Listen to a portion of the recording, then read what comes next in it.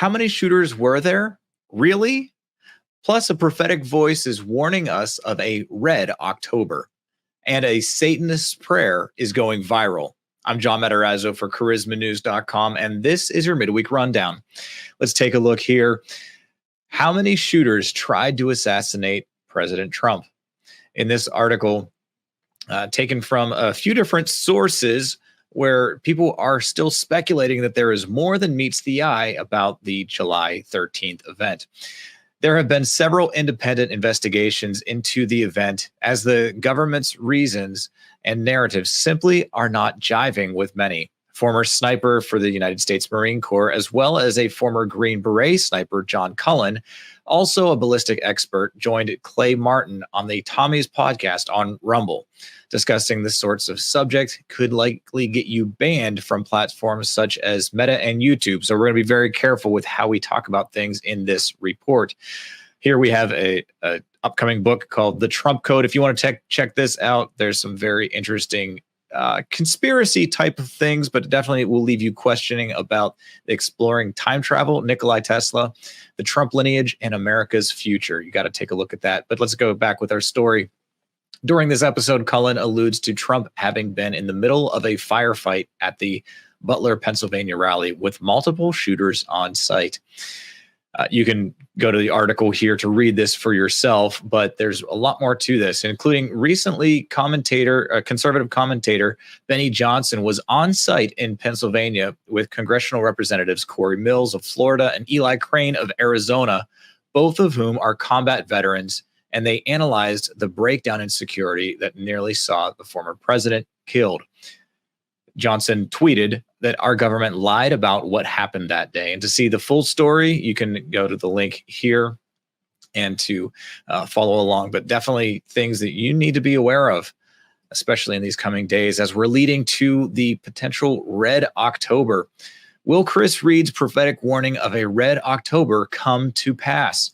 In this video interview conversation between Chris Reed and Brandon Biggs, who Brandon Biggs actually gave a prophetic word about President Trump bullet going by his ear shortly before the event actually happened, has definitely gained some notoriety for that. But we asked the question, have we only seen the tip of the iceberg when it comes to global chaos? In this recent video, Reed shared what he saw regarding a Red October and the fallout that is yet to play out. Now, here's some of the things that he is talking about in this, and you can definitely go to the story here to read all of it. But he's looking for coordinated attacks from Russia and China, cyber threat attacks, airspace incursions, invasion of Taiwan by China, Biden's health, terrorist attack in the United States, foreign interference in U.S. elections. And there's lots of things that you need to be able to just hear this, but also pray about these things. Just because it's prophesied or seen in a vision doesn't mean that that has to happen. There's things that happen when God's people are called to prayer and they respond. And our top story right now, a young evangelist's prayer with a Satanist goes viral, and for all the right reasons. A young Christian evangelist conversation with a Satanist is getting some attention after the fascinating and powerful exchange was posted on social media. Bryce Crawford's video of his chat with a purported Satanist named Chad has received hundreds of thousands of views since being posted earlier this summer. Chad said that I am satanic. He said that the hypocritical nature of Christians led him away from Jesus and towards Satanism. That's actually something that we need to be thinking about. Are we being hypocritical? Because that is leading people away from Jesus.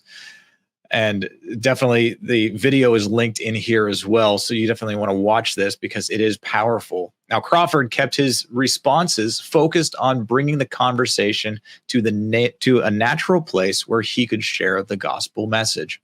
That's so important, to keep focused on Jesus and bringing things back to him, as opposed to getting caught up in the minutia or the details of things that aren't as important. Bring it back to Jesus, just as what Bryce Crawford did here. And you can watch the video here. The article has the link as well. And so it's wonderful to see somebody's life totally changed because they've had an encounter with Jesus.